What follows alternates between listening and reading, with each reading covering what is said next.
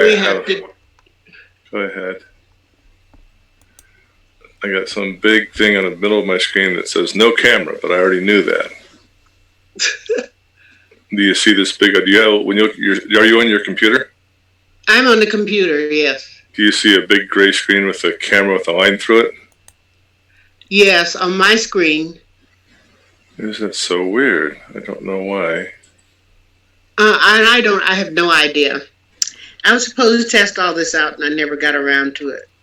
The bottom left side of your screen is a mute button, okay. And there's a video button. Mute, stop video. I don't want to be seen anyway. You just hit stop video. I don't want anybody to see me. Well, I got a big headset on. A hat and a headset because I got out of bed and put it on. Haven't showered or anything, so. I did all that, but. Well, you're ahead of me. I'm on my first cup of coffee. I am too. I need some breakfast, though. I know. I'm going to have that as soon as we're done. Yeah, me too. I'm trying to decide what I'm going to have. Usually on the weekends, I have a not healthy, but a substantial breakfast, like, fried potatoes and bacon and eggs or something. Yes, that's the best breakfast on the weekend. I know. The rest of the week is just, a healthy shake and a banana. So. Well, I don't get that healthy. Well, I got to go to work. I might have a bowl of cheese grits and crumble up some bacon in it or something. There you go. And how about you, David? What do you have? He's planning his talk. Oh, he's planning on his talk. Okay. He always plans his talk Sunday morning, so. Oh, I see Leota. Hey. Leota's there, and Kisty. And Kisty? I haven't seen Kisty in a while. I heard she's still married. Yes, she said. Now she's got it muted. Oh, she's probably getting present. Oh, there she's unmuted. Hi, Kisty. Hi. How are you? Hi, Patrick. Awesome. How you doing? Awesome. Fantastic. Good. I'm self. What do they call it? Quarantine. So, oh, you are?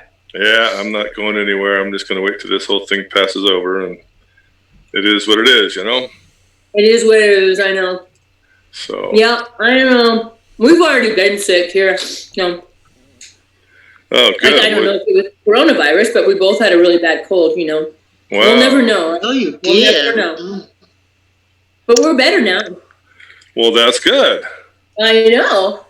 It took a minute, but we got better. Yes. Well, stay better. I know. We just got back from doing 3 miles. We're healthy. What'd you do on 3 miles? Sloan's Lake. Oh, Sloan's Lake. Yeah, pretty nice. Hi, Leota. Leota must be muted. Let me go back. I'm not watching you guys right now. I was writing to a friend on Facebook. Let me reopen this. Oh, there you go. There's Leota. Good morning, Leota. She can't hear us, I guess. But she's watching us. Yep. She is. And Kisty, where's your camera? I don't know, actually. We put it onto the TV. Oh, you don't have a camera built into your TV that you know about. That I know about, yeah, right? It's in there. That would be funny. They're watching you. They're watching. She can't hear us. I read somewhere that all of the smart things have cameras built in now. I don't know whether that's true or not, or just what they call it, conspiracy. Mine might have. I just don't want to turn it on. I don't want to be seen. I don't have one on mine. I look. This is my PC. I had to switch it all around because I have my company PC that I use for business. I had to switch it all around to turn on my own PC. And this screen doesn't have a camera or a microphone, so I'm wearing a headset. Hi, Leota. Maybe your microphone's not on. No, but it says you're not muted, so. Just say testing 1, 2, 3. I guess she can't hear us. No?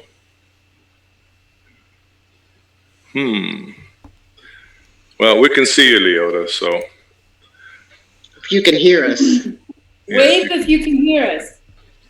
No wave. No It's way. going to be a very boring talk for her. Well, I wonder if she doesn't have her speakers on. She just want to listen. Uh-oh. Well, she's looking. Somebody said something. I wonder She's if I talking can... to you, Patrick. Yeah. Well, I can't hear her.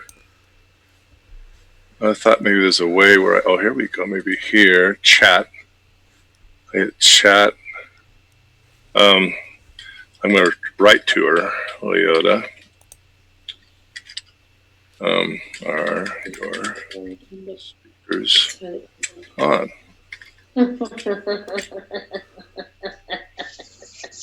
Here. I'm really proud of her. Some people don't want anything to do with a computer, especially Yeah. our age. Are Yeah, you saying right. we're old? Impossible. My mother's that way. She Is she? Soon, yes. She just, How old is yeah, your mother? She's 74. Oh, she's a youngster. Yes, she is. She is a youngster. She is a youngster. She is pretty young, actually, too. She must have had you when she was what? 18. Yeah. Yeah. Yeah, because I'll be 56 this year already. Woo! God, you're an old lady. Oh, you are an old lady. I'll be 83 this year. I know. I'm in the high risk category for corona. Oh Lord! Anybody over 50 with asthma, you're supposed to, Uh-huh. careful. Oh, Self-quarantine. really? Uh-huh. Oh, I see Lois. Do her. Lois has joined us. And her speaker's on. Good morning, Lois. I wrote to Leota. And I think she's trying to get her speakers going. It looks like she is. Yeah. Usually the bottom right corner, Leota, if you can hear us. Maybe we should type her and tell it to her. Bottom right corner, mute. Bottom left Yeah. corner, I'm sorry, bottom left corner. The other right.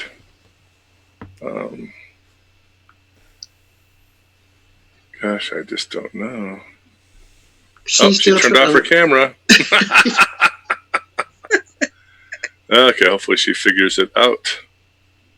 Hey, there's Clarence. Good morning, Clarence. Yeah, Clarence. There he is. Morning, Clarence. Morning, Hey, Kay. Clarence. Can you see you? Now I can hear you now. Kay's iPad. Yeah, that's He's eating breakfast. Yeah, what are That's you not enjoying? fair. okay. Now we need to get ourselves in frame here.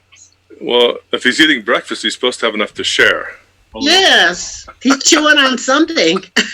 It's just a good bar, It's a good bar, Morning. Mark!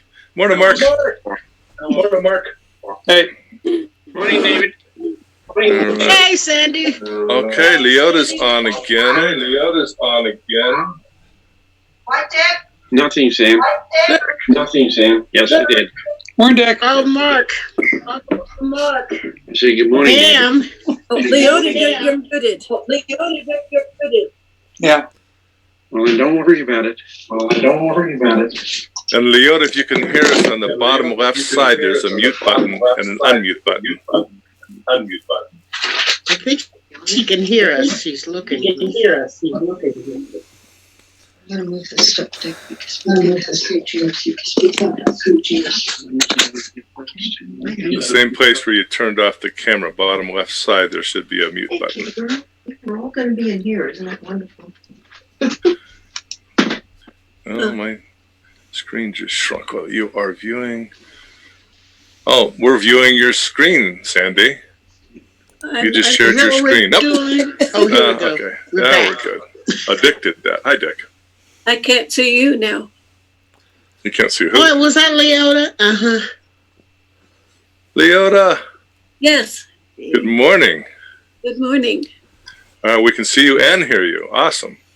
I can even not see you. Oh, I think it's the top right of the screen that lets you do that. Let me see. Top right. No, that's to leave. Top right. Let me see. No, I can see Pam. Hi, Pam. Hi, Pam. Good morning. Good morning. Well, let's see. I can see Elena. Kay and Pam and Leota and me. And Elena just joined us. Elena, good morning. Doris. Hi. How are you? Good to see you. Good time. Hello. Oh, we got a baby boy. Good to see you. All right. Wait. Hi, Pam. You're getting so tall, don't Hey, you? hey, stand here. Hi. Janine. Oh, Doris. Elena's here from Spain. Hi. Hi. And Hi, Doris. Who's calling in from Spain? Yes. Hi. Hello. We are. Elena Navarro. Yes. Oh my goodness. Oh, That's okay. right. You guys moved to Spain. I forgot. Yes. How are you Oh, that's doing? why we haven't seen him. Oh, how awesome. Sorry. Natalie. Yeah. Hey, Lee. Hey, guys. Good to see you. Oh, you guys are growing up. Yes. Wow. Far too fast. Amazing what food and drink will do. Don't look at my messy kitchen, please. I have I'm gonna go talk. gallery setting go to the bathroom so that I can see every single person up to like 36 people on the screen at one time. No, And I where don't- is that gallery? I have it too, but I forgot how I got it on, Pam. Upper right on my hosting. No, screen, I'm I okay. think it was. There's a place that Me. says And she is on the screen. gallery How or are we gonna do this? Can we maybe take a smaller chair and then that something one? else. No, I'm talking about the chair that you're manipulating with. Mm. Oh, wait, now I've got a headset on too. But I don't have a camera. That's it. Well, I have the gallery setting, but I'm just seeing 9 people. Here's I do yours. not know how to. You gonna be able to reach across? There's Mark. Hey, Mark. You just sit down. Okay. Hey, Mark.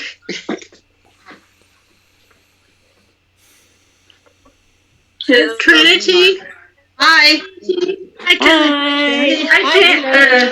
Hi, Sharon. Hi, Janine. Hi. We're gonna all try and squeeze in around this one. Susan. Uh-oh, we lost the camera. Perfect. And it's got an echo on it too. Give me your baby. Okay. Just slow down. Just slow Look at your pretty hair, Sharon. Hi, Sharon.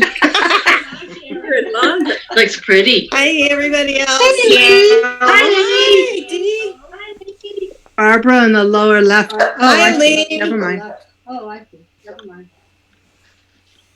Can you get over here, Dick? Yes, I can. You just Uh-oh. Has started. Why am I echoing? do me a favor. Be quiet.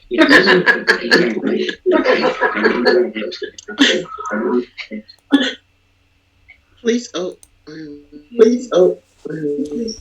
Hi, Kisty. Is there a way to see everybody at the same time? I have an echo. Good I'm morning, sorry, Trinity. I'm not able to Good morning, see. Trinity. I'm not able to see. I'm not able to Carol and Sharon. figure out how to.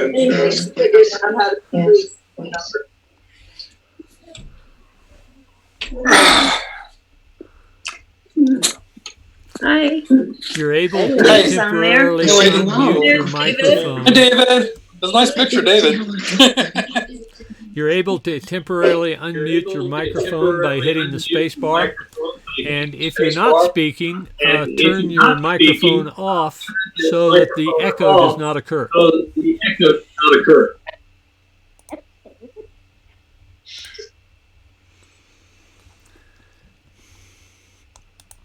Well, you just put it Seems to be a lot of echo. Oops, went the wrong way.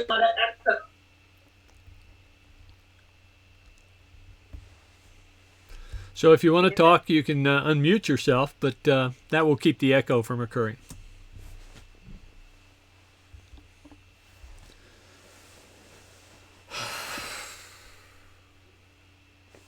I noticed Doris Hoskins is here. Hello.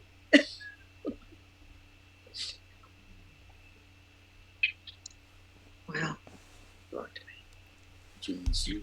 I don't like not hearing it though.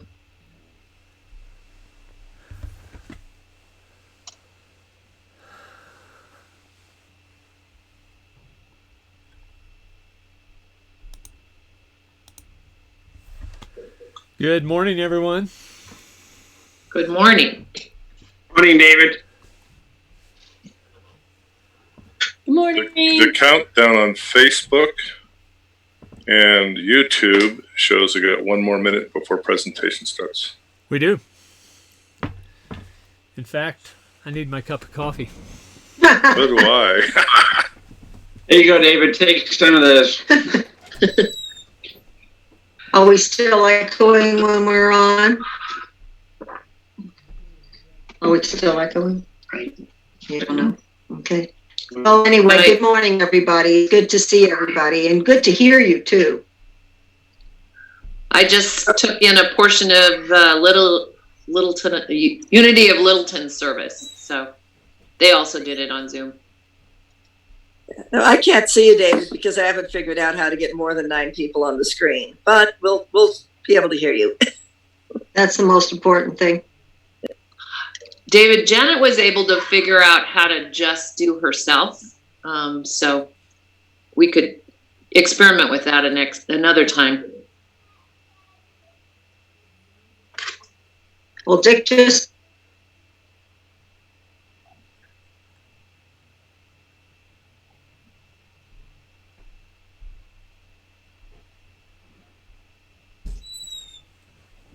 Press the space bar when you're talking, and that will unmute you. What's that? What did she say? I said press the space bar only when you're talking, and that will unmute you while you speak. Meanwhile, mute yourself until you have something to say to everybody. When you're on an iPad, there's no space bar. Sorry. Okay, I am on an iPad. Upper right, if you touch up at the upper right part of the screen, there is a little microphone up there, and you touch that to mute or unmute yourself. Here I go. Well, welcome, everyone.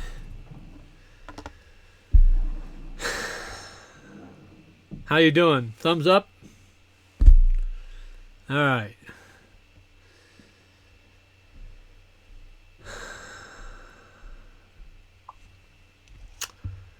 So, what currency are you using today? You know, I'm finding that I'm here in a in a multitasking mode. I'm going to share my screen with you because I'd first like to begin with just a few announcements. Monday evening at 6 p.m. we have Friends of the Family team meeting right here in this meeting room. On that same evening at 7 o'clock we have a discussion group and this the emerging new paradigm and what it means in your life. Wednesday evening at 7 p.m. we have a prayer circle and meditation here on Zoom. And Friday evening, TGIF. Thank God it's fellowship. Thank God it's fellowship. And we're just getting together to discuss life and times. And I'd already made the note, the Zoom note, operation note, that keep your mic muted until you want to say something. And in the upper right of your Zoom window is a screen view, gallery view toggle that lets you switch between these two. You'll need to either mouse over or touch your Zoom window to see that toggle switch in the upper right. Okay. Whew.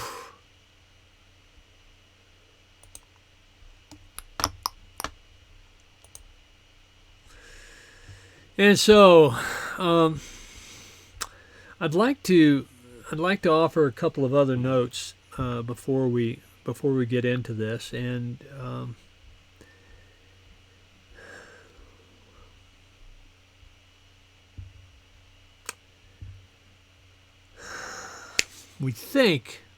we think we've got the technology issues solved. Sean has been working diligently to get us working on both Facebook Live, YouTube Live, which is showing up on our website, as well as integrating it with Zoom. So, Sean, thank you very much for your efforts. So, we are, as we go along, we're going to be refining this Sunday morning format. It's still going to be a discussion. That's going to be a part of it. And we'll still have a mastermind prayer group. But in the mastermind, the modified mastermind prayer group, I'd like you to state who the prayer is for and a category of prayer. We don't need to have details about the situation because prayer is about changing consciousness. It's not about changing the conditions of the world.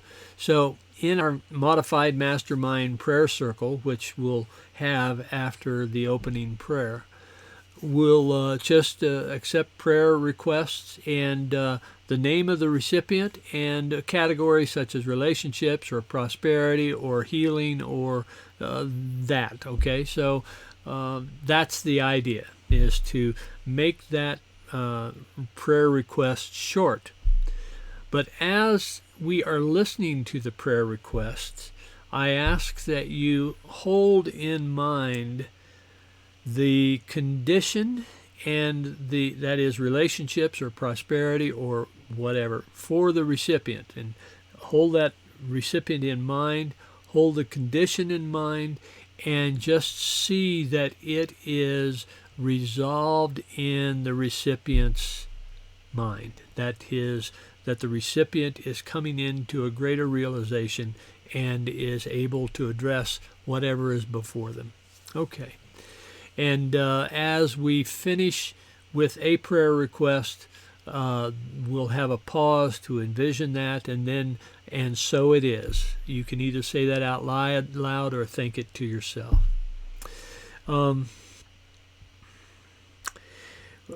We will also be bringing back the daily word, and I'd like to have someone offer the daily word. I'll put a slide up here in just a moment, but I'd like to have someone read that daily word. So remember to unmute your microphone when you do that.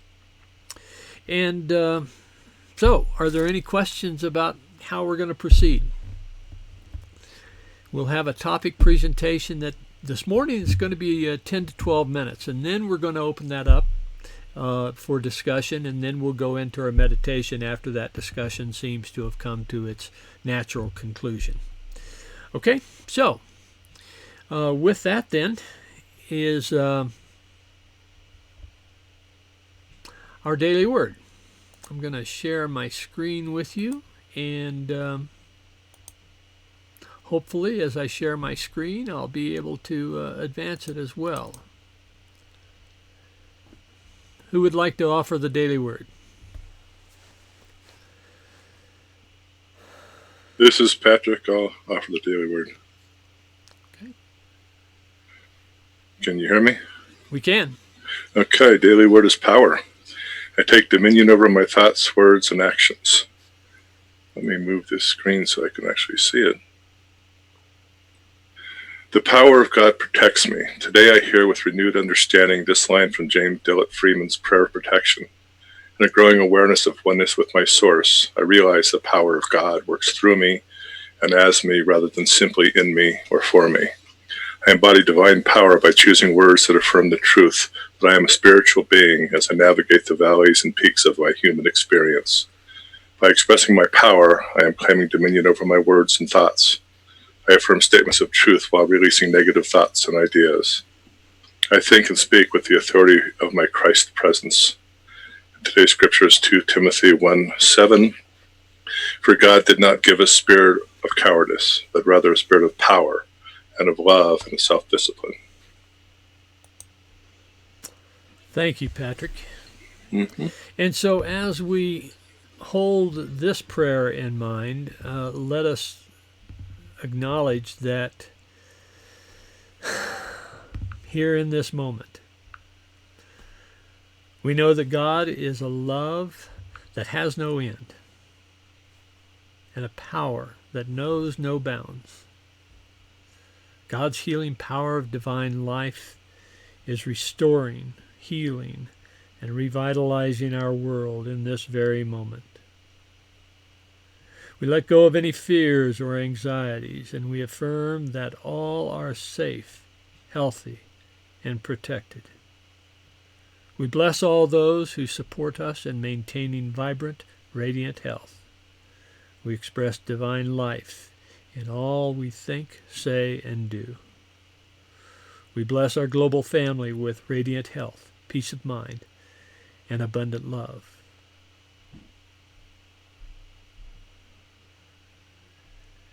And if you have a prayer that you would like to offer, I remind you to offer the name and a short description of the condition that the recipient is facing so that we can hold in mind the fulfillment of the shift of consciousness in that individual to address those conditions more effectively.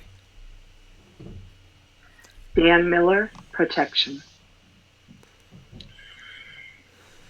Don Grove's mother, Betty, and the whole family and friends, just for love and peace of mind in Don's passing.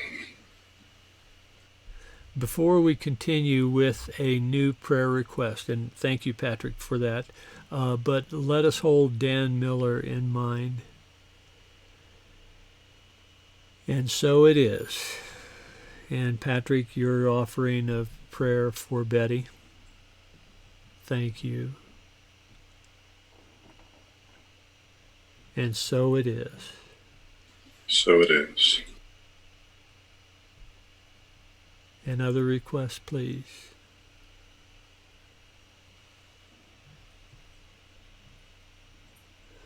For Matthew, our son, in his restaurant, struggling. And for my daughter, Janine, who's always there at Walmart, helping out. And so it is.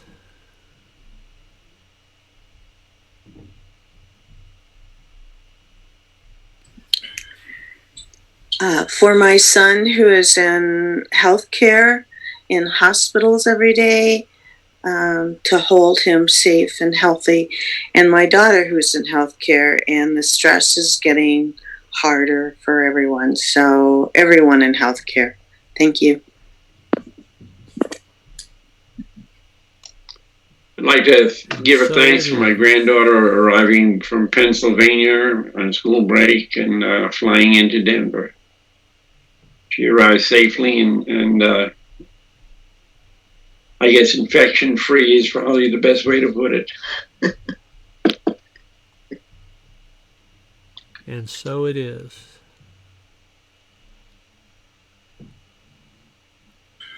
For my ex-wife, Luann, who is also in healthcare, just for health and protection. For the young And people so it is. whom are still partying, that they may have wisdom.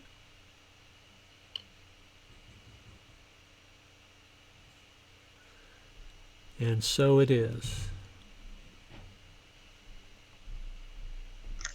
I'd like to send out a prayer to my two sons. I have one son in Massachusetts, and he has 3 small children, and they're all at home. And my other son, he is a social worker. He works with compromised population, and his wife is a nurse in the Portland hospital system. And they're all under a great deal of stress. So I send out a prayer to them.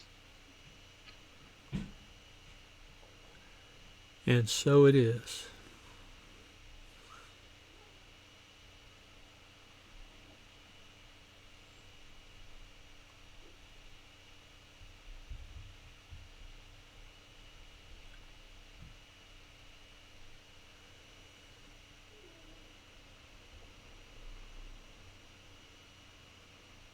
As we hold these recipients of prayer in mind and see their approach to their conditions in their life, lifted and energized and empowered. We know that God is an active agent in all of our lives, giving us the tools, empowering us, and directing us in such a way that we are indeed able to fulfill that divine order that is implicit in the structure of this universe. And in this realization, we give thanks. And so it is that together we say, Amen.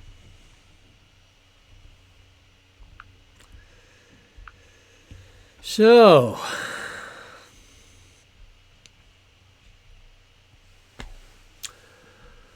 we're in a state of chaos. I don't know about you, but I'm really feeling it.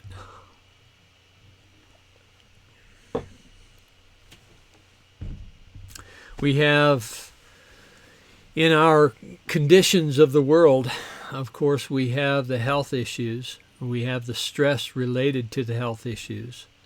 And we also have the stress related to the economic conditions that we are confronted with. And so it is that those economic conditions, those health issues, are going to cascade and create what seems to be just an overwhelming sense of, oh my God. I was, you may have noticed that the national conversation shifted last weekend. And you may have noticed that there has been a greater emphasis on the addressing and resolving the issues of the coronavirus pandemic.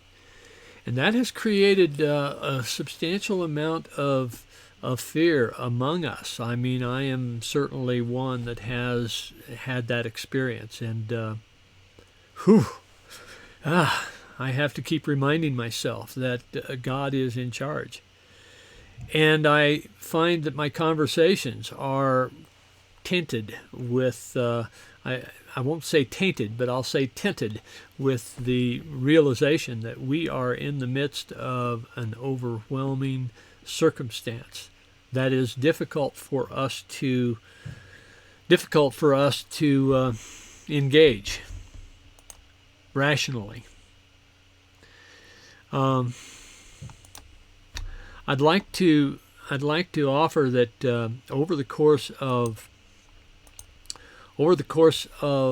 this last week, there has been a substantial change in the attitude, and it has come as a result of a fellow at the Imperial College of London, or the Imperial College in London, Neil Ferguson. He is an epidemiologist. He's a professor there. He's an epidemiologist that was involved in the mad cow disease epidemic that arose in England back in 2002. He was involved in the several Ebola outbreaks that have occurred over the course of the last couple of decades. He was involved in the Zika epidemic that struck Brazil and other parts of South America. In fact, it even got into the U.S., Mexico and the U.S. So he has a substantial amount of street cred. And he published a report that was, well, shall I say, it was challenging. As we look at, let me switch over to our presentation, Zane, here, and let me share my screen with you. Neil Ferguson stated in a report that was issued to the governments of the world by Imperial College last weekend and released to the public on Monday. He said the world is facing the most serious public health crisis in generations. In this report that this is a preamble to, we provide concrete estimates of the time of the threat countries now face. We use the latest estimates of severity to show that policy strategies which aim to mitigate the epidemic might halve deaths and reduce peak healthcare demand by 2/3, but that this will not be enough to prevent health systems being overwhelmed. More intensive and socially disruptive interventions will therefore be required to suppress transmission to low levels. It is likely such measures, most notably large-scale social distancing, will need to be in place for many months, perhaps until a vaccine becomes available. Wow. We had a meeting 2 weeks ago, a week and a half ago, the leadership team. Many of you were involved in that meeting, where we said we'll readdress this issue in 2 weeks and see where we go from there. And we've certainly heard conversations around our social circles about, in a few weeks this is going to burn through and we'll be able to get back to normal. Well, Neil Ferguson doesn't think so.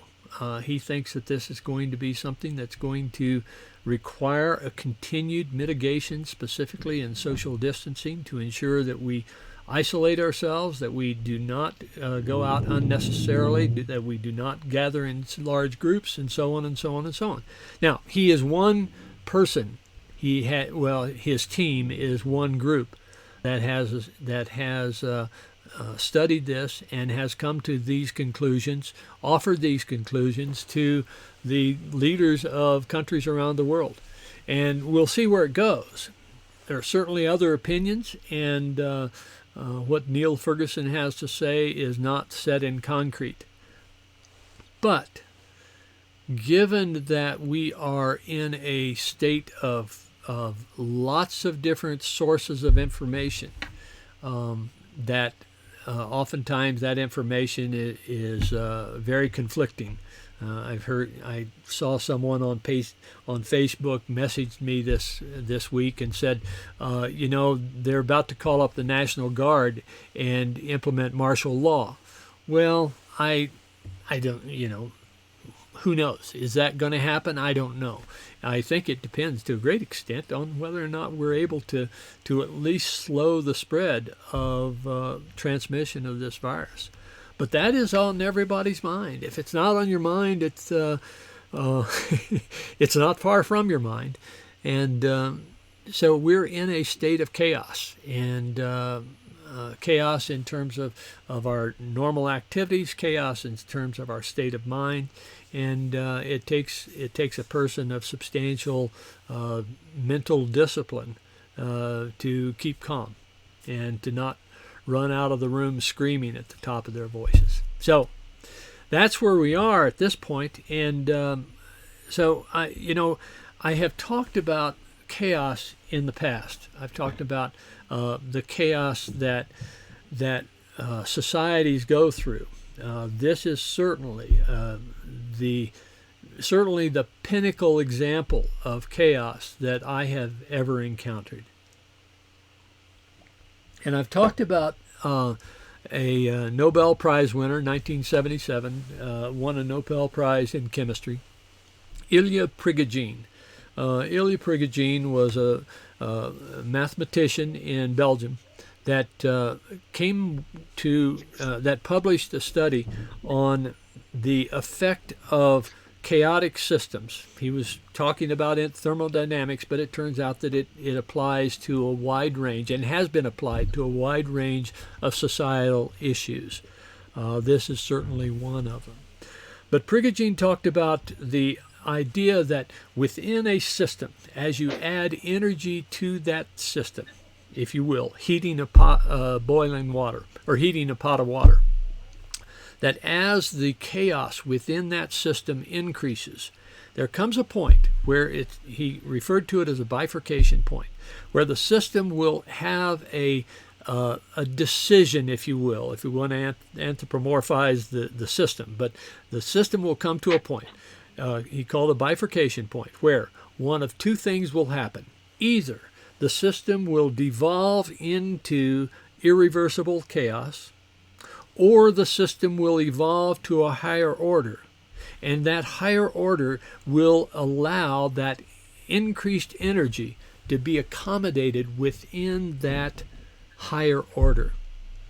And I've talked in the past, I've used an example of a chair coming up to a balance point. And as the chair is at the balance point, leaning forward on two legs, that as it comes to the balance point, it can either devolve into utter chaos irreversibly and tip over, or it can evolve to a higher order system.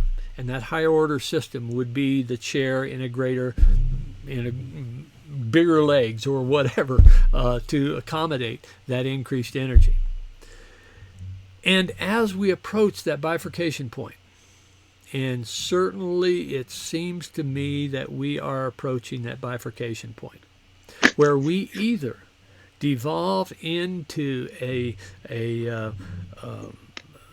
into tribes that are defending their own, that violence erupts, that the compassion disappears within our society, or we evolve into a greater understanding of our interrelationship. Certainly, the pandemic has taught us that we are one global family. Our borders were no protection from the spread of the pandemic. Was it last Sunday I talked about the animal communicator who had supposedly gotten in touch with the consciousness of the coronavirus, and the coronavirus said, "Don't think of us as an enemy. Think of us as cleaners." We've seen the canals of Venice become clear. We've seen dolphins, and they can see the fish in the canals. We can see the air over China. We can see the air over the U.S. cleaning up because we have shifted our priorities to focus not on economic output, but rather to focus on our own health and well-being. And so whether or not that person actually communicated with the coronavirus and tapped into its consciousness or not, the point is still that we can think of that coronavirus as a means to stimulate our reassessment of who we are and what we are to each other. I saw maybe some of you saw this. Dr. Sanjay Gupta was on Stephen Colbert a couple of nights ago, and he said that more than any other circumstance that he has ever encountered, that what I do affects you, and what you do affects me. And as we are in this realization that we are truly connected with each other, then we can look upon this pandemic not as an enemy, but rather as a restructuring of our society. And yes, we may need to rely upon technology such as this for some period of time to come together and to socialize in larger groups. Yes, maybe we're going to have some situations where the supply chain is not going to be adequate to supply our toilet paper or paper towel needs. Oh my God. By the way, we have showers if we need to resort to that. And so we are in a condition with this situation, with this pandemic, where we are approaching a point where we can make the decision to evolve into a higher order. We can make a decision to look upon our brothers and sisters, our neighbors, and strangers. We can look upon them not as someone other, but rather an extension of ourselves, as someone that we care for as much as we care for our loved ones. Because what we do for the other has a direct effect on what we do for us. So we're in a condition that yes, we're challenged. I read another article this week where the author, and I could not find it. I thought that I had bookmarked it, but apparently it disappeared, or I didn't get it bookmarked, where the author was talking about currency. What currency do we use? And that hence the title of the talk. What currency are we using? Are we using a currency of fear, or are we using a currency of love? Now, one could argue that my bringing up the Neil Ferguson article, my talking about chaos, am I talking about the effects of the pandemic and its possible term, one could say, well, you're dealing in fear. And I flatly reject that criticism. What I'm doing is I'm offering you some a realization that we can address, not to put our heads in the sand, not to pull the covers up over our heads and just go into a fetal position and hum to ourselves, but rather to look at the reality of where we're sitting right now and realize that we do have an effect on each other. We do have a power to transform not just our experience, but transform the experience of everyone around the planet. Borders are no protection.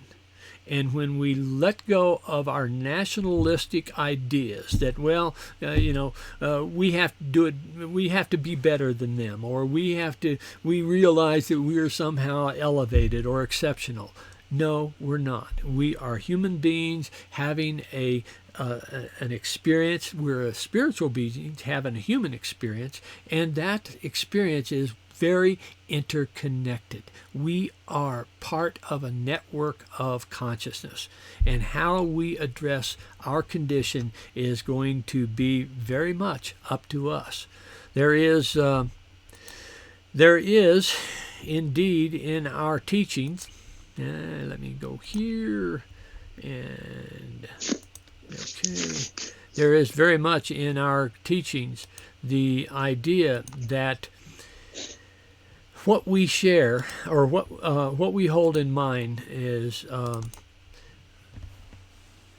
manifested in our experience. That is truly the control point that we have about our experience.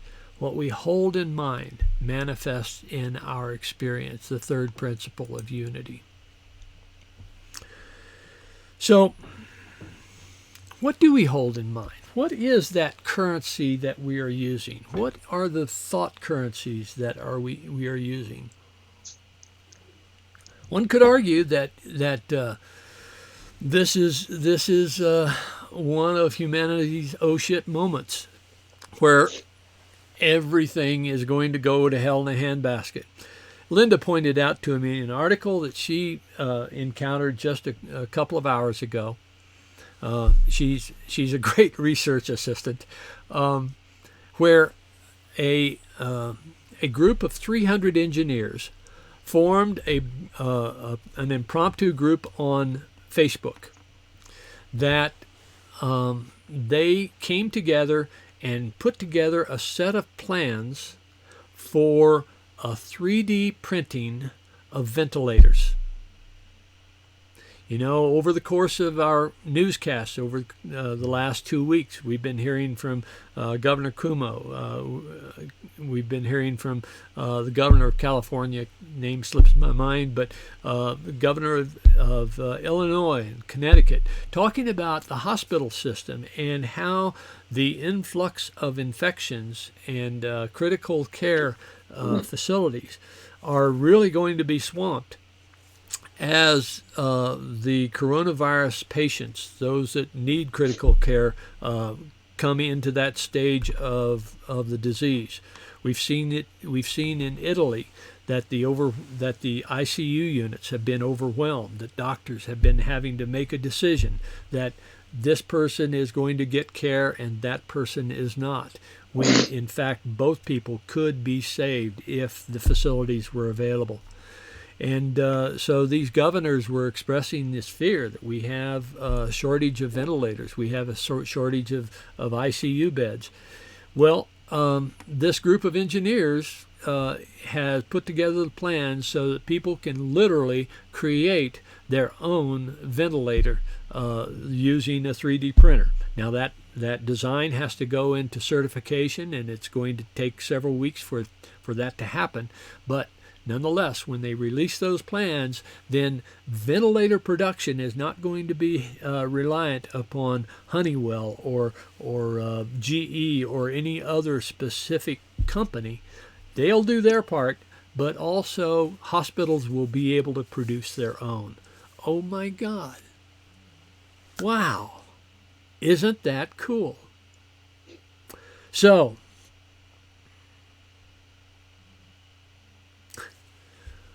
we have in the teachings of A Course in Miracles, we have the let me change. Okay, in A Course in Miracles, we have the passage from the introduction. This is A Course in Miracles. It is a required course. Only the time you take it is voluntary. Free will does not mean that you can establish the curriculum. It means only that you can elect what you want to take at a given time. The course does not aim at teaching the meaning of love, for that is beyond what can be taught. It does aim, however, at removing the blocks to the awareness of love's presence, which is your natural inheritance. The opposite of love is fear, and what is all-encompassing can have no opposite. This course can therefore be summed up very simply in this way. Nothing real can be threatened. Nothing unreal exists. Herein lies the peace of God. So, the article that I was speaking of, the author was speaking of the currency of love or the currency of fear. That is a choice that we make. We can choose to be in a course in a currency of love or a currency of fear, and that's difficult. I find it difficult. I'm in a conversation on Facebook, and I'm trying to get the point across that, hey, wake up. There are things that you need to pay attention to, and the other person saying that it's nothing to worry about. It's like the flu. This will come past. Last year so many deaths from flu and so many occurrences from flu, and nobody's talking about that. Everybody's talking about the pandemic. Well, Neil Ferguson would take issue with their comparison of this to the flu. So it's hard. I know that. And there are tools that we can use to remind ourselves to deal in the currency of love. And I've used that. We'll have that in our meditation, but that is a choice that we have. And when we look at the teachings of the master teacher, that we have an opportunity to see his words come to us in a very relevant way. From Mark 5:35-43. While Jesus was still speaking, some people came from the leader's house to say, "Your daughter is dead. Why trouble the teacher any further?" But overhearing what they said, Jesus said to the leader of the synagogue, "Do not fear, only believe." He allowed no one to follow him except Peter, James, and John, the brother of James. When they came to the house of the leader of the synagogue, he saw a commotion, people weeping and wailing loudly. When he had entered, he said to them, "Why do you make a commotion and weep? The child is not dead, but sleeping." And they laughed at him.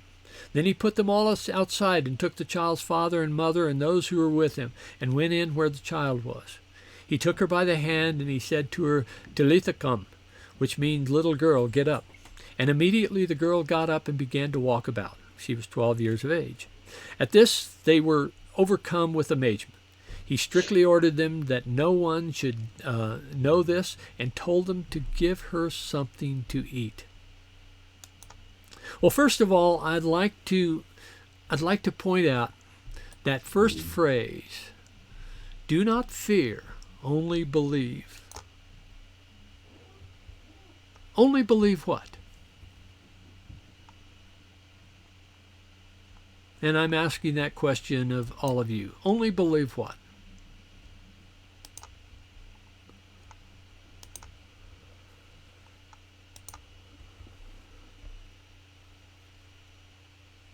Jump right in there.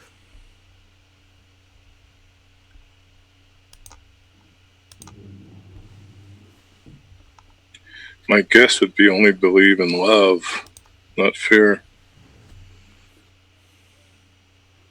That there's no reason for all these happening.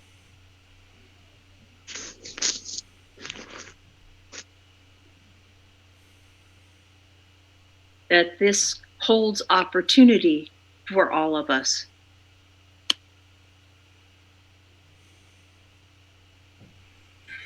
Or only believe in Christ consciousness.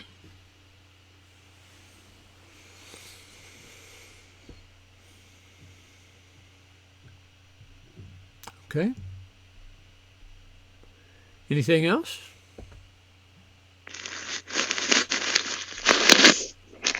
Now, if we go back to the third principle of unity, thoughts we hold in mind manifest in our experience. It seems to me, and I appreciate those comments, and I think those comments are very good. And what strikes me about that phrase, "Do not fear, only believe," is that what we hold in mind manifests. If we hold fear, and he was advocating that we not fear, but if we hold fear, then we will see a fearful circumstance. But if we use the power of our belief and to point our consciousness in the direction of the realization that we are divine beings, we have in our own consciousness the power to change our experience by what we believe. That it seems to me that that's what Jesus was saying. Now, I am one among many, and all of you have thoughts about that, and absolutely yes, let your internal guide interpret that for you. I only offer a suggestion. But at the end of this passage, he strictly ordered them that no one was to know this, and told them to, and he strictly ordered that no one was to know this. Why did he admonish to not let the people outside know what happened in that room as the girl got up?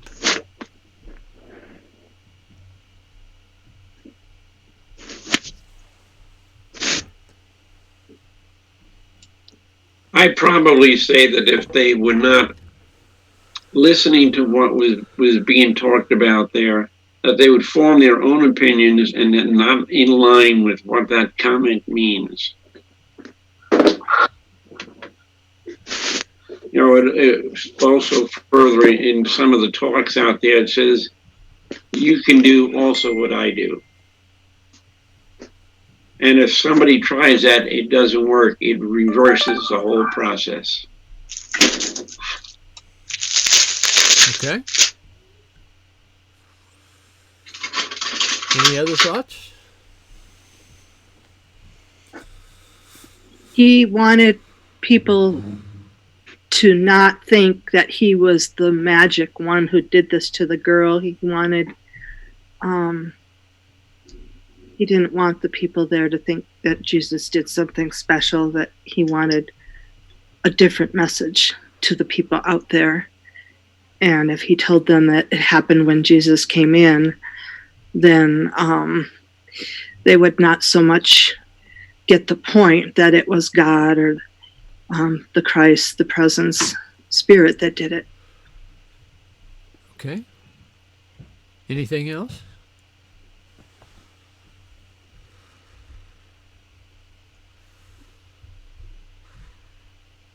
How easy is it for us to hold a vision of a higher order system when those around us are talking about devolving into chaos? How easy is it for us to hold the high watch when all around us people are scrambling for toilet paper? That may be a bad example. But how easy is it for us when we are surrounded by the crowd clamoring with fear, that we are in a position of holding that realization, not just the anticipation or the vision of, but the realization of unconditional love. Seems to me what he's saying here is, don't tell the others about what had just happened, because they're going to try to convince you that that didn't happen. They're going to try to convince you that this little girl, well, yeah, she. So the idea of holding your cards close to the vest when you have the realization of this higher order, it's difficult to not get into that currency of fear. Hold the high watch. Allow yourself to be in that place where you are able to be the facilitator of that higher vision. And I know that's tough for me to do, but I encourage you that is what we're called upon. Dealing in the currency of love, not the currency of fear. And as we allow ourselves to come into that place, to come into that practice, that we are offered an experience that is not tainted by fear, but it is tinted by love. So, what are your thoughts about this? What things can each of us do to help evolve into this higher order? Remember, as we get close to that bifurcation point, just a little bit of effort is going to determine which place it goes. Irreversible chaos on the one side, or a higher order system on the other. And that little bit of effort is something that perhaps our individual effort will facilitate. That our individual effort, as minuscule as it might seem, is going to allow us to evolve into a higher order, not just for ourselves, but for all of the network of interrelated beings of consciousness.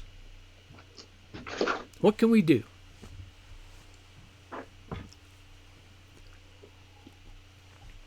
Well, I think one thing we can do is try to filter out a lot of the noise, and I find myself doing it on the internet a lot, reading articles which tend to add to the fear, and you don't see enough of the good, what's really happening. And when the people in charge are basically lying to it, it's hard to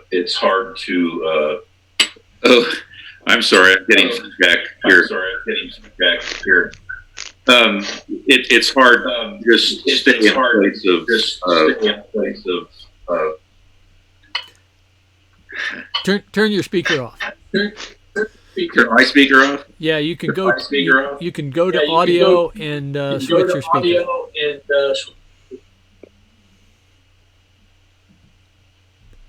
Okay. Well. Turn our audio off. Yeah, I don't know how to do that. That's okay. Go ahead. It's hard to just stay in a place of calm and non-judgment and belief that things will come out okay. And I just want to add, I said earlier, it's an opportunity, and it is an opportunity to confront all of our spiritual issues that are feeding into this. For example, my tendency to judge other people for their opinions instead of loving them for having them.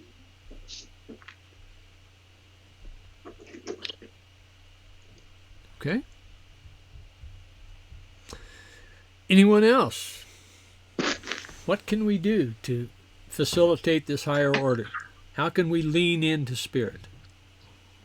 I think one of the things we need to work with, and I know Dick and I do, is to give each other's opinions room and not to be judgmental and be validated. We're very different in our ways of looking at things. And I guess that's why we've been around for so long together, because we do provide a balance. And I think many of you that are married or that have a significant other know how that give and take can be. And to try and take the emotions out of it and concentrate on the love. You want to say anything? Janine wants to say something. And don't be so stressed about work, and people are just yell at you and trying to take it the wrong way, and trying to smile and say thank you and just, I don't know. Be positive. Be positive. Yeah, you're saying that very well. Yeah. Thank you, Janine.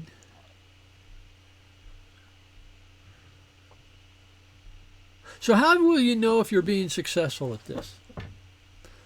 So you're doing these things, whatever they are. You've chosen to use the currency of love. How will you know that you're being successful?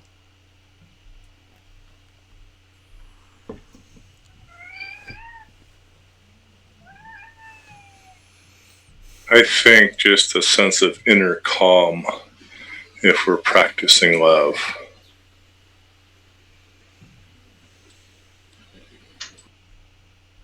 And a sense of connection with each other that grows into communion. Mm-hmm. Well, and also just how other people react to you. If you're reacting out of love or kindness, you'll get it back. Okay.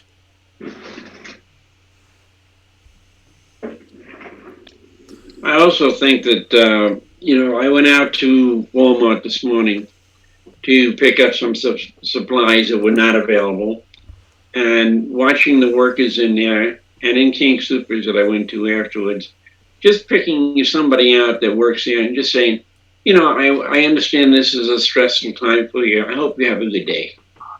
I just leave it at that, not expecting anything back on it, but just maybe lightening their spirit a little bit also. A smile does wonders. It takes only a fraction of a watt of energy to pull those lips back into a curve and to expose the teeth and to allow the smile to come up into the eyes and to radiate that.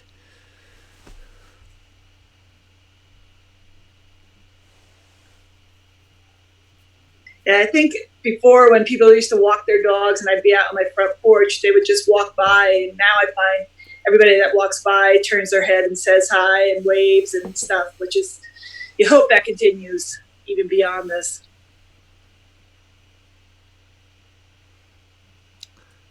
How can we ensure that that happens?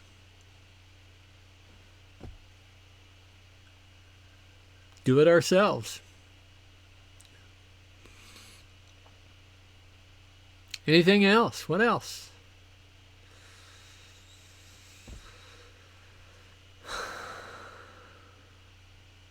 Well, the thoughts we hold in mind manifest in our experience. That is something that we can count on. We can test it out. We can show that it is true. We can allow ourselves, we can allow ourselves to experiment with that. And in that experimentation, we can indeed arise into a greater realization, arise into a level of participation in this pandemic, where we are indeed the ambassadors of love. We can hold strong opinions, but as we express them, if we are able to express them in a way that is non-judgmental, I pause with that because I know that is an area that I am really, really challenged by. And so we practice.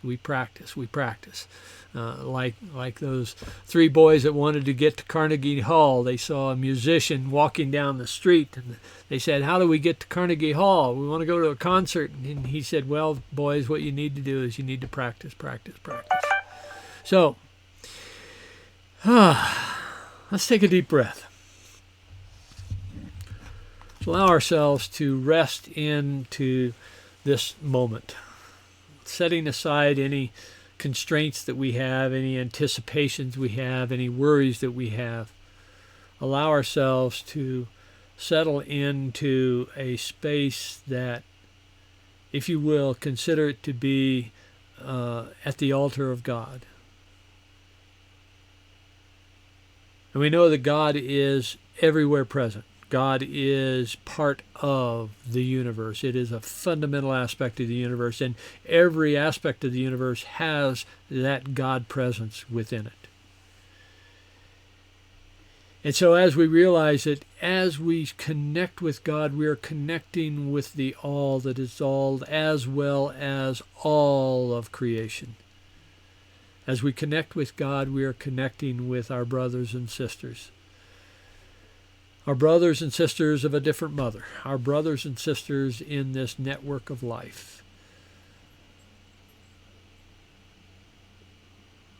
As we settle into this realization that we are just a part of life. We are a part of God. We are a part of each other. And what we do for the other, we are doing for ourselves. And what the other does for us, the other is doing for themselves.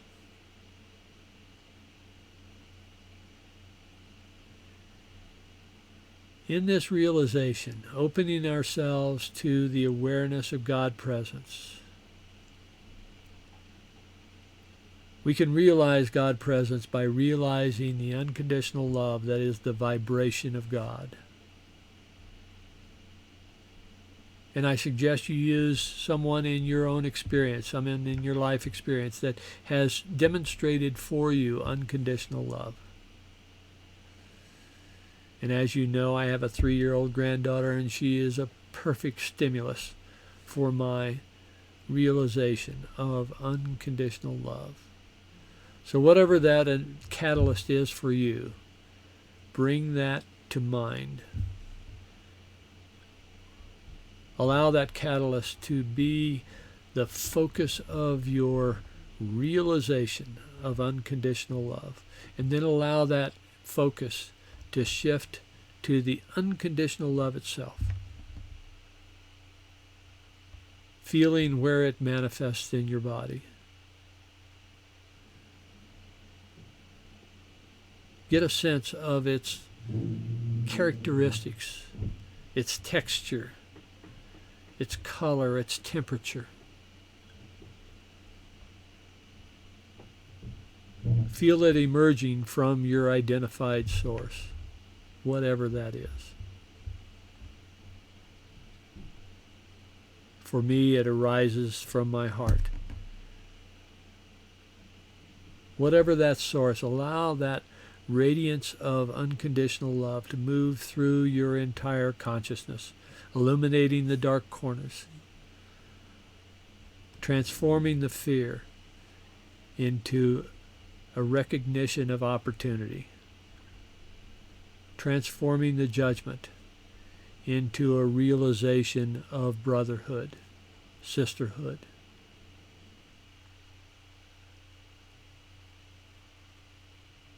Allow the transformation of those conditions that are outside of you to be tinted by this radiance of unconditional love from within you. This love originates in the heart of God, moving through us. And if we allow it, if we allow that faucet to be open, we can let that love pour into our experience. We can allow that love to be expressed in our smile. We can allow that unconditional love to direct our actions, direct our words.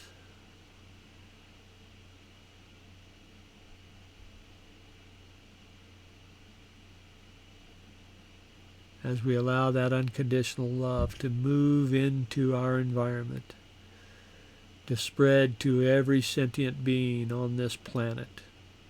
Yes, to even the coronavirus and all of the implications of its activity. To allow that love to move to those leaders that are, to one extent or another, not in attunement with the love of God. To allow that love to extend to all of those neighbors and strangers and even loved ones that are not in tune with that unconditional love of God. To see each and every sentient being come into the realization that we are not separate, we are not apart, we are not bounded by some ego-encapsulated skin, but rather we are in a fluid, dynamic relationship with every life form on the planet.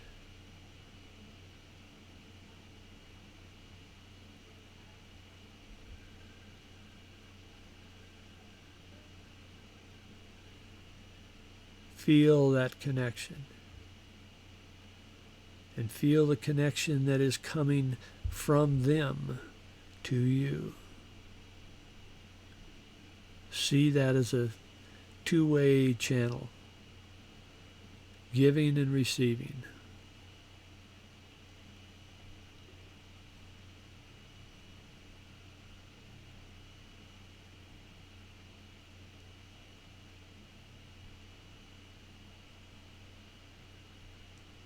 Breathe deeply into that.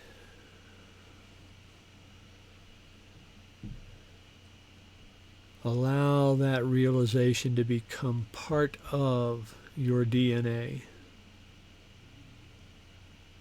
Allow that realization to be the basis for your relationships, the basis for your actions.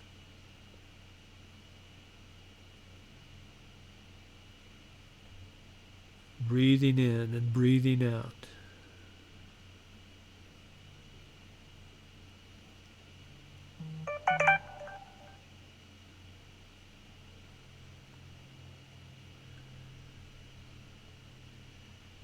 And for this, we give thanks. As we come back into this feeling of separateness, let us keep in mind that that is the illusion. That is something that we can see through, that we can express through that implied boundary, that love, that compassion for each and every one. I encourage you to find someone for you to be a buddy with, to talk with on a regular basis, to make sure that they are in good shape, to make sure that they have the supplies that they need, that they are indeed well and accommodating. So, welcome back, everyone. Thank you, thank you, thank you. Any closing thoughts? The room is open, by the way, if you want to stick around and have a cup of coffee and just hang out. It's open, and I'm going to drop out and get some more water, and I'll be back. Thank you all for being here this morning. By the way, if you are so inclined and to want to make a contribution, we have the opportunity to go to our website, click on the donate button, and you will be able to create an offering then and there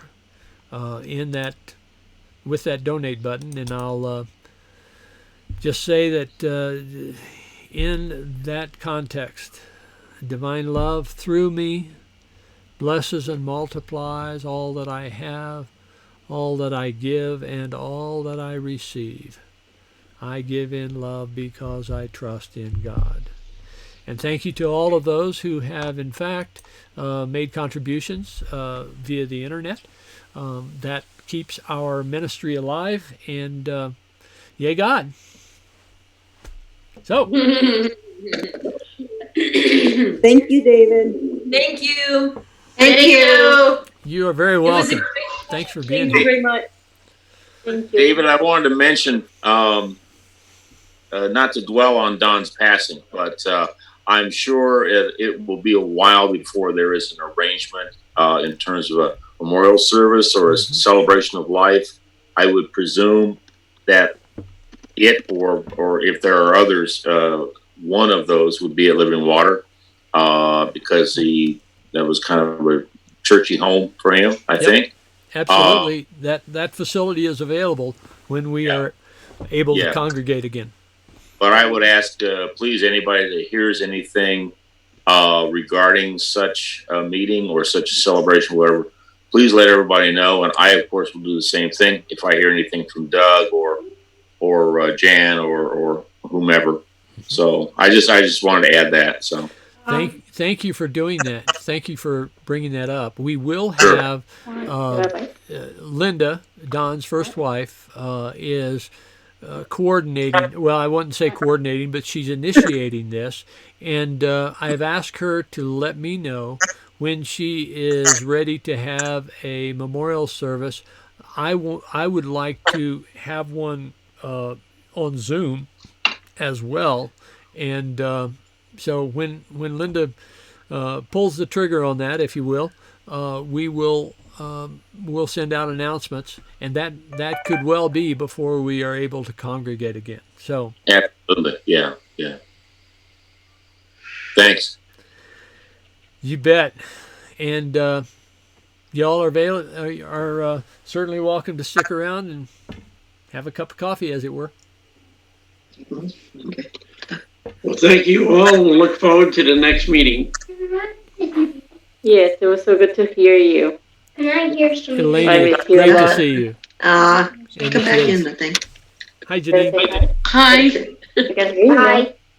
Hello. Hi, guys. Show them your blue mouth. They've been eating candy while I was connected. Oh, what color is that tongue? I have this. Boy, they have grown in just a few months. Amazing. Candy. Oh, it's been Stay on it. 8 days here, so but they're doing great. They're being creative. That's doing great. Art. Are you guys in isolation there?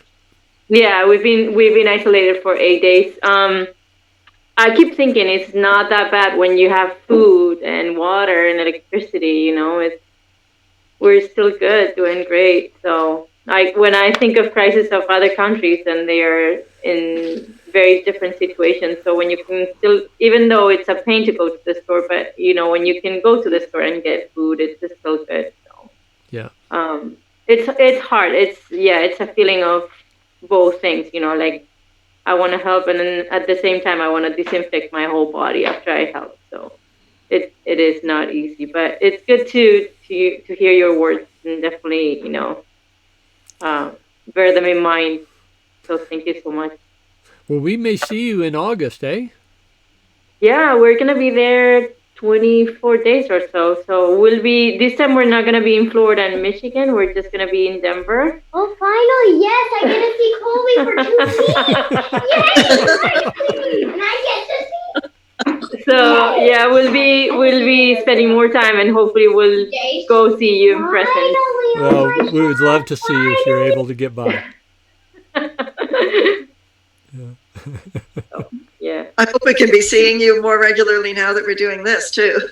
Yeah, it sounds like a great idea. Even if you are doing it in the place, you know, I would like to church. It's not really a church there, but so yeah, it would be nice to connect and hear you very often. Well, we will likely be integrating this format into our gathering format when we're able to congregate again. That sounds great. So I really pray for you and the whole system. I really hope that everybody's covered. You know, there's some here, but at the same time, they're covered if they have to, if they need to go to the hospital, they're covered. So I pray for you and your health system. and for good political decisions, for sure. Yes. Yeah, let's hold our leaders in that consciousness of good decisions. Yeah. But your words are really, really important. I really think that we should bear them in mind, for sure. Of connections and no borders. So, anyone else? Well, I'm going to go have lunch. And I'll leave the room open for those of you who want to hang out. Take care. All right. Take care. Bye, David. It's so good to see everybody this morning. See you later. It's good to see you too. So David is 6. He's turning 7. He says, "In the bathroom." And Alicia is 9. 9.5. She's turning 10. She's 9.5. Oh, how cute. Yeah, the best thing you can do is definitely in isolation. For sure. Yeah, we just yesterday had our county convention, which will lead to our national convention. It was all done on webinar, and it worked great. We got done quickly. We got done in less time. We had a 100% participation, which doesn't always happen at that level. And we have 2 more conventions, CD2, a congressional convention, and then our state convention, and then our national convention. And it looks like most of those up to the national convention are probably going to be done on webinar. And it's been a great boon for us. I think for participation alone, we've gotten more participation.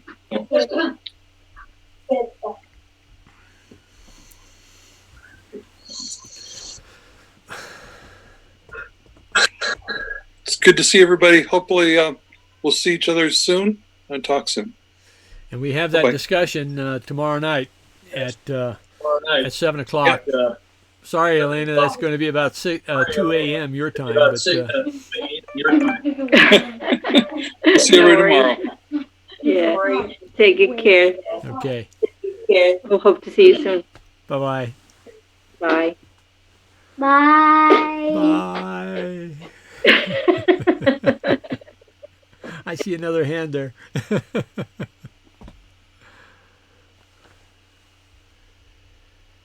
All right, cool, guys.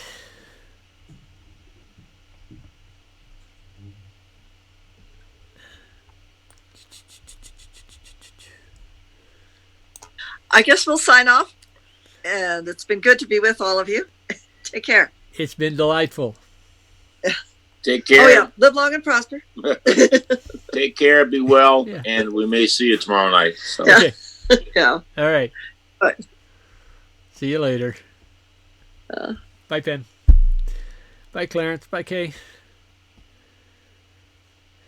Hello, Glenn. Jeff. You got connected. Good. All right.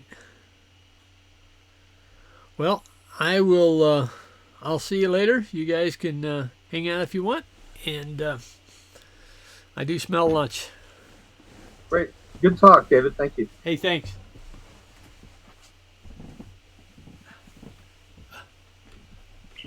Hi, Lee. Good to see you. I can't see Glenn, but I know he's there somewhere with Jeff. There's Glenn. Like your cosmic background. That's great. Yeah, you don't have to see my blinds and the light changing. Paul came in earlier to poke his head in and watch the screen, and I didn't like what I saw when he just kind of was there partially. The picture was kind of fluctuating, so I asked him to go away. He was like, "Go away." Oh, I said, "I'll tell you about it later." Yeah, it's good. I tried a background the other day and it didn't quite work, so I need to put up a green screen behind me or something. Actually, if you look at the lower left part of the screen, the Zoom screen, where it says video, you see the video camera icon. well, it's somewhere. It might be in a different place on your iPad or something, but mine says stop video. I can stop the video and just have my name there. Right to the right of that is an arrow up. It's called a caret, and you can choose a virtual background. Yeah, I see that. I'm still learning Zoom, but I'm been talking with David. I may do some energy and sound healing, and I'm not sure which platform I'm going to use it because I'm running into frustrations with all the ones I've tried. But hopefully, I'll get things ironed out. And Zoom seems to be the best candidate at the moment. Rose must be on her lunch break. I saw her poke in for a second there. She's the one that says Diagnostics iPad, and she has her little dog on the sofa in a virtual background for her. I don't know how to do the photograph yet, but she did it. I think you can just grab something from your computer. So you need to place it there before you try to grab it. This particular computer does not have pictures yet, so I have to pick one from my phone or some other source and bring it in. So that'll be fun too. But I kind of like the space one for church.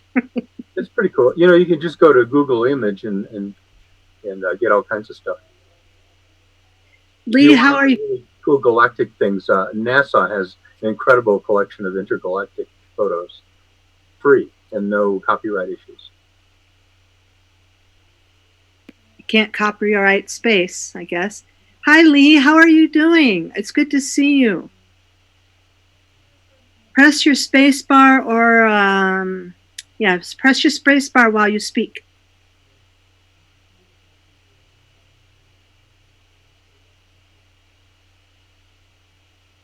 Try the number 6 button while you speak. If you don't have a space bar, I don't know how to do that.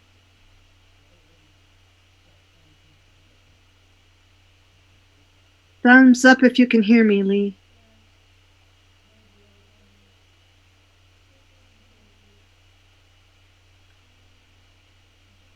Good to see you. Are you staying in and staying healthy? Is there anything you need? Just give me a thumbs up if you're staying inside and staying healthy. Call me or call anyone in the writers group if you come up with a need and even if your kids are available and you want to give them a break, we can set something up for you, okay?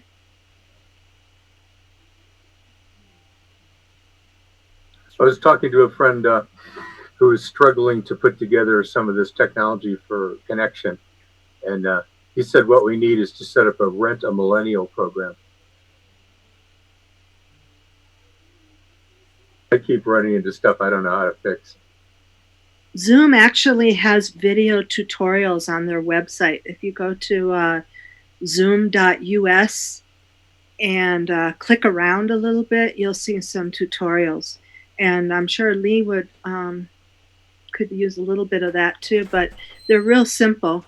If you're able to get onto the internet, you can go to zoom.us, and if you Google it, you can Google all different parts of the Zoom website. They also have basic classes in the form of a webinar just about every single day of the week, twice a day. Okay, I'll look into that. I've been trying to use freeconferencecall.com, but I think Zoom is probably going to turn out to be a better platform. And David said I could, for the sessions that I'd probably offer after our Sunday group, I could tie into his Zoom account because he won't be using it at that point. So that might make it easier. I know there are other formats, but this is the only one I've used so far. Well, I've been with a friend. I've been experimenting with Skype and freeconferencecall.com, and we're going to try some stuff on Zoom today. And then David suggested Facebook Live. But if you do that in your regular account, then anybody can see it. So I'm probably going to. But if you do it from a group Facebook page, which Living Water Unity has, then you can limit who gets in.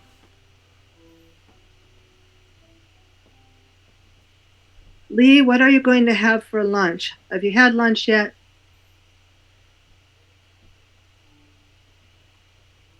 My dad keeps forgetting to eat, but I sent to him a Schwann's order, about $70 worth of food, and it fit in his freezer exactly right. And now he has no excuse not to eat, except for he keeps forgetting that he needs to. So he said he's going to try to eat all day long. I took care of a client year and a half ago, and she had a freezer full of Schwann stuff, and it was really good. I'm surprised how tasty it was. It was easy to cook because I was cooking for her like 5 nights a week. That's surprisingly good food. It's better than the stuff at the grocery store. Yeah, better quality too. Paul's family had Schwann's coming to their house at least weekly. His mother ordered it when his sister was living with them with Lou Gehrig's disease, and so they had, his mom and dad and his sister to feed, and his parents were getting older, and then eventually his mom was got sick before his sister passed, and so they were really, really tasty meals. I got to have some of them. They were really, really good meals. And my dad likes the mashed potatoes. And even when I was visiting him, he would take a couple chunks of frozen mashed potatoes out and heat them up for a snack.